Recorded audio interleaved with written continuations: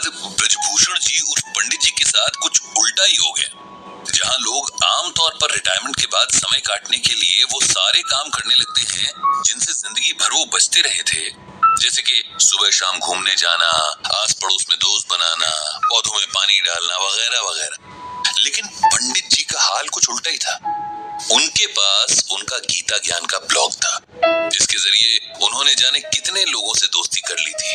उनकी computer screen की एक छोटी सी खिड़की थी जिससे वे सारी दुनिया को देख सकते थे, अपनी बातें कह सकते थे, दूसरों की सुन सकते थे।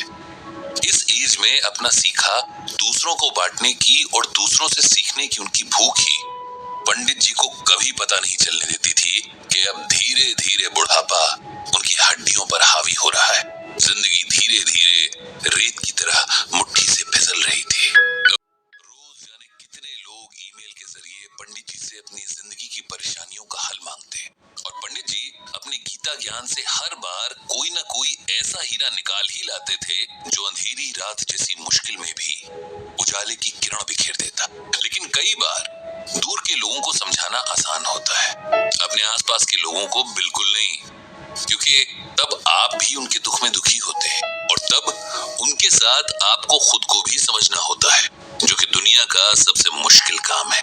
पंडित जी भी कल रात से ऐसे ही एक डिलेमा में फंसे हैं। उनके बहुत खास दोस्त रविकांत दुख की नदी में डूब रहे हैं और पंडित जी को समझ नहीं आ रहा है कि कैसे अपने दोस्त को डूबने से बचाएं। क्या कहें ऐसा कि उनके मन को हिम्मत मिले। कहने जाते भी हैं तो अपना ही गला रुआंसा हो जाता है।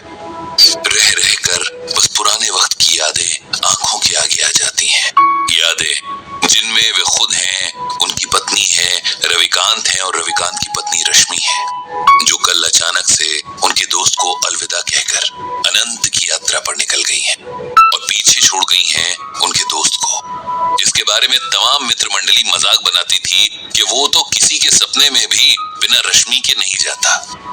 रश्मि और रविकांत की कहानी याद करके पंडित जी बार बार भावुक हो जाते हैं। कुछ 40 बरस पहले नई नई शादी करके ये दोनों इस मोहल्ले में किराए का मकान लेकर रहने आए थे। दोनों ही बैंक में काम करते थे और कुछ काम की व्यस्तता तो कुछ नए होने के संकोच के कारण मोहल्ले के कम ही लोगों से उनकी जान पहचान हो पाई थी। पंडित जी के दोनों बेटे तब बहुत छोटे थे और रविकांत से पहले उनकी दोस्ती उन दोनों से हुई थी। शायद इसका कारण रविकांत का बच्चों से बहुत प्रेम करना रहा हो। धीरे धीरे बच्चों की ये दोस्ती उनके माँ बाप तक पहुंची और ये चारों भी आपस में बहुत अच्छे दोस्त बन गए। ईश्वर के खेल भी अजब निराले हैं। जिस रविकांत को बच्चों से अथाह प्रेम था, उसी को औलाद के सुख से वंचित रखा। पंडित जी की पत्नी के साथ रश्मि ने जाने कितने डॉक्टर्स के चक्कर लगाए, कितने मंदिरों में माथा टेका, जाने कितने दिन भूखे रहकर व्रत उपवास किए, लेकिन औलाद भाग्य में नहीं थी, सो नहीं मिली। रविकांत ने कभी भी रश्मि के आगे ये जाहिर नहीं होने दिया कि संतान ना होने का उन्हें कोई दुख है, बल्कि वे तो रश्मि को समझाते रहते कि उसे सच को स्वीकार कर लेना चाहिए और एक कमी के पीछे जीवन की बाकी खुशियों को नजरअंदाज नहीं करना चाहिए। हालांकि रश्मि को यह मलाल सदा रहा कि वो मां नहीं बन सकी और वो हमेशा अपनी ममता पंडित जी के दोनों बेटों पर लुटाती रही। समय के साथ दोनों परिवारों की दोस्ती और मजबूत होती गई और हर सुख दुख एक दूसरे के सहारे आराम से निपटा रहा। उन दोनों में अलग तरह का प्रेम और समर्पण भाव था। दोनों जहां जाते साथ जाते, यहाँ तक कि सब्जी लेने भी उनकी पसंद और नापसंद हैरान करने की हद तक एक थी। उनका स्वभाव भी एक जैसा, ऐसा लगता था कि जैसे दोनों की ही पर्सनालिटी एक ही रंग से लिखी गई थी। उनके मन एक ही सांचे में ढाले गए थे।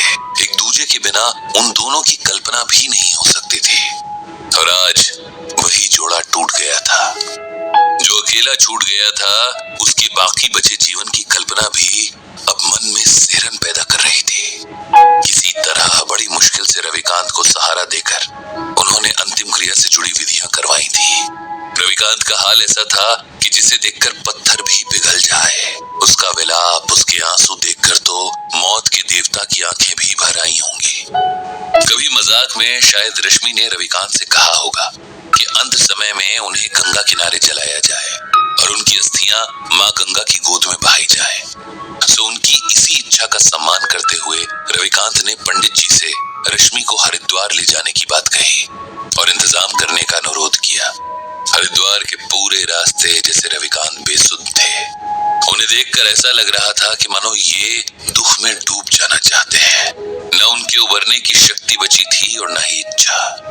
रविकांत को कुछ होश नहीं था कि कब लोगों ने जबरदस्ती उनसे अंतिम क्रिया की रस्में करवाई और कब उन्होंने किसी और के सहारे से खड़े होकर रश्मि को अंतिम विदा देकर अग्नि के हवाले कर दिया। उनकी नजरों के सामने बस राख थी, ठंडी और बेजान। इधर अंतिम संस्कार के साथ आए लोगों के लिए पंडित जी ने नाश्ते का इंतजाम करवा दिया था। सब उधर बिजी थे और रविकांत अकेले एक बेंच पर बैठे जाने दुख के कितने गहरे समंदर में डूबे जा रहे थे। दूर खड़े पंडित जी ये सब देख रहे थे।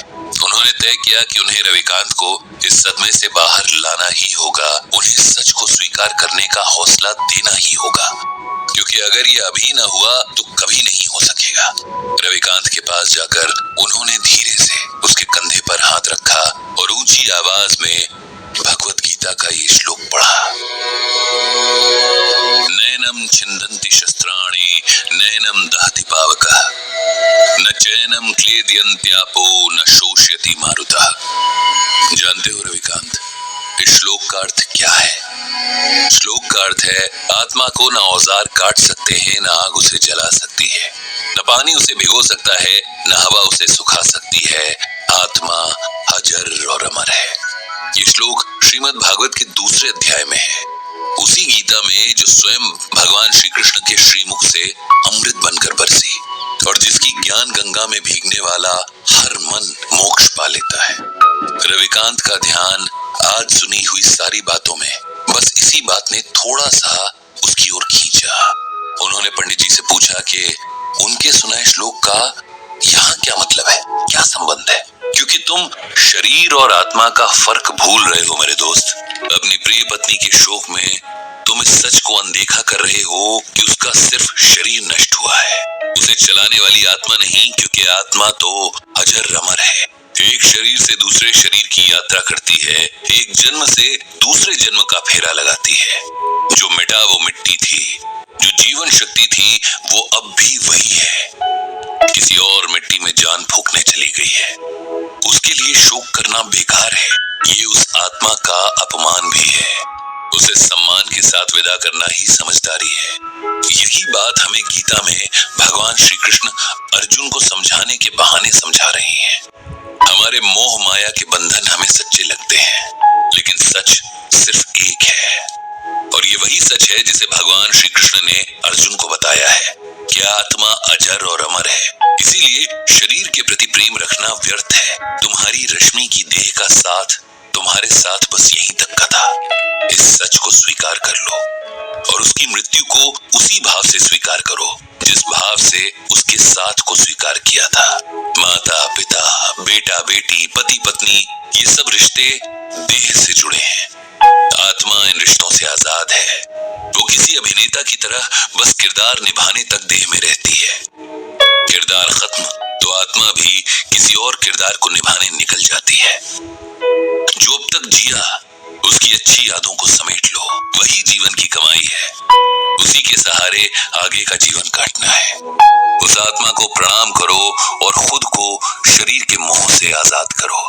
पंडित जी की इन बातों को सुनकर और भगवत गीता के श्लोक की व्याख्या सुनकर रविकांत के मन को ऐसी हिम्मत मिली जैसे किसी डूबते हुए को किसी मजबूत हाथ का सहारा मिल गया हो। जीवन के लिखे को स्वीकार करने की प्रेरणा ने जैसे उसके डगमगाते कदमों में ताकत भर दी थी। उसने तय किया कि अपनी मर चुकी पत्नी की यादों को सम्मान देते हुए अब उसकी मृत्यु की सच्चाई को भी सम्मान देगा और साथ ही और भी गहराई से श्रीमद् भागवत गीता के ज्ञान को समझेगा। इधर खुद पंडित जी का मन भी अब शांत हो गया था। उन्होंने मन ही मन श्रीमद् भागवत गीता और भगवान श्री कृष्ण को प्रणाम किया। उनको धन्यवाद दिया कि उन्होंने गीता के रूप में मनुष्य के लिए हर मुश्किल परिस्थिति का हल पहले से ही बता दिया है, बस उसे ढूंढने और समझने की जरूरत है। ये